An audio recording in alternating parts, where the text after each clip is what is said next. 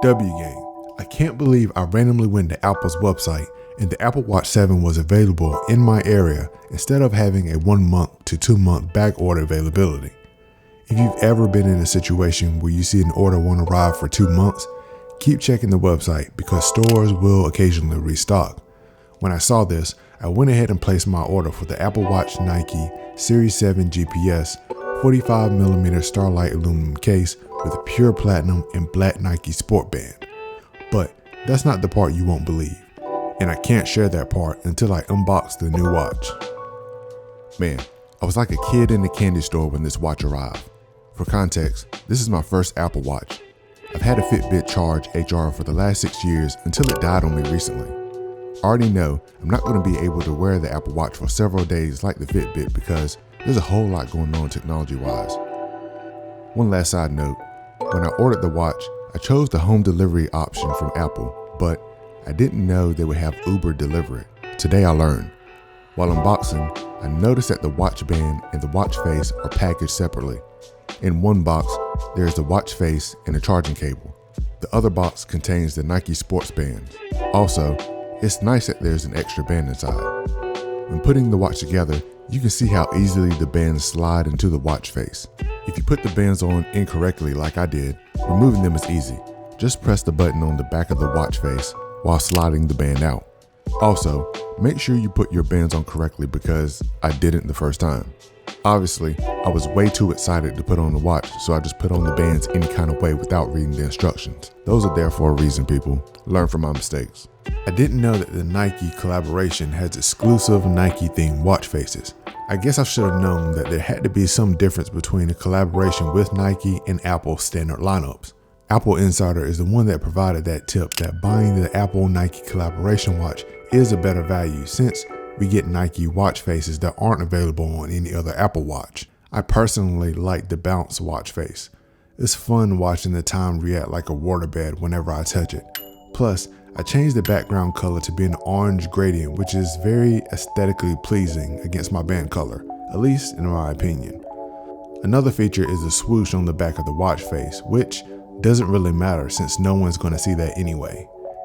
Now, according to Nike, quote, Apple Watch Nike brings the Nike Run Club app experience to your wrist with the NRC runs and always-on metrics. Leave your phone at home and enjoy visible run metrics that automatically sync to your NRC app when your run is done, end quote. And it doesn't matter if you have the Apple Watch Nike GPS or the Apple Watch Nike GPS Plus Cellular since the NRC app will record your run route, distance, and pace using the built-in GPS independently from the cellular network or iPhone. I like how I can quickly switch out a watch face if I want a different look for that day. Keep in mind, I already have these customized inside the watch, so all I need to do is swipe across the home screen to switch between my loaded watch faces. Also, I think it's cool that I can press the swoosh logo and get right into the Nike Run Club app without having to sift through the apps on the dock screen. By the way, if you're thinking about jumping in the shower or going for a swim while wearing your watch, then you will probably want to tap the water droplet. When I initially started playing with the watch, I was like, what the heck is that? Turns out, when you press the water droplet, the screen will be locked and the water lock feature will be enabled. The purpose of this is to prevent accidental input activity while in water. When you're done with your water activity, turn the crown and the Apple Watch will eject water from the speaker hole and unlock the screen.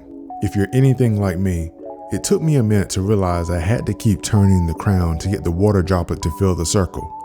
You will hear an audible notification, and it's at that point the watch will come out of the water lock mode.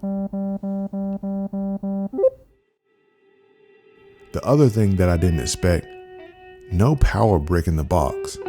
But I guess I should have seen that coming since Apple probably figures that I own a power brick that came with one of their previous devices. And if I don't, I'm sure they want me to buy theirs. As it pertains to what's new in the Apple Watch Series 7, here are a few, but not all, of the new features. I keep reading on different media outlets about how the 7 and the 6 have the same battery life, and the 7 charges around 33% faster because of the charging cable. What I have noticed is that my battery life is around 43% when I get home from work, but I should also note that I left the always on feature enabled just for testing purposes. This means that I definitely need to put the watch on the charger at night because it won't last 2 days under this type of usage. By the way, I'm going to come out with a battery life video for this watch under different real life conditions, and I can go ahead and tell you I'm turning the always on display feature off for my long-term usage. The new watches have a 45 and a 41 millimeter display versus the 40 and the 44 millimeter sizes on the previous model. And word on the street is the 7 has a screen that is 20% larger than the 6. Sometimes bigger is better. Anyone? No one? Okay. And to be honest, if you're fine with your screen size on your current watch, this shouldn't be a driver for you to switch. Additionally, the unique refractive edge is cool and all from an aesthetic standpoint, but ask yourself, are you really buying the 7 for that reason? When it comes to the processor, 9to5Mac made a blog post noting that the Series 7 and the 6 have the same processor. So if that was going to be your reason for upgrading, this ain't it, Chief.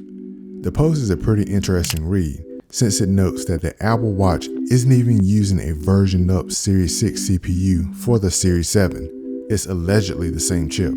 I don't know that level of information, but the speculation and the assumptions are out there. For the always on feature, Apple makes a claim that their screen is 70% brighter indoors when your wrist is down. It should be assumed that a change like this is going to result in increased battery usage, but if it allows you to get some information from the screen at a glance and prevents you from waking your watch, then maybe Apple was onto something. Since Apple says that the watch is 20% bigger than the Series 6, that means that the QWERTY keyboard gets an upgrade. With the additional space, that should make it easier for you to tap out a message or use the swipe feature. When it comes to durability, I haven't had it long enough to naturally test it, and I'm not just going to throw around my watch for clicks and views. This type of channel doesn't generate any money for that type of mess. Anyway, Apple says that the 7 is 50% thicker, more crack resistant, and is certified IP6S dust resistant compared to the Series 6. Now, I partially ran into the wall the other day, just wasn't looking where I was going, and the screen got hit. All is good though, no scratches or cracks detected on the watch face. Now, you have a decision to make for yourself because I'm just a guy on YouTube using my own money to buy things I like. It's not practical for everyone to upgrade their watches every year, so we got to determine what works best for us. If you're coming from a Series 3 or 4, then the Series 7 might feel like a massive upgrade for you. If you're coming from a Series 6, I can understand how there aren't enough changes to warrant upgrading. And to be clear, I had no intentions on going over all the new features and updates, but rather unboxing the watch and sharing my first impressions. So, what do you think? Are you skipping or are you buying?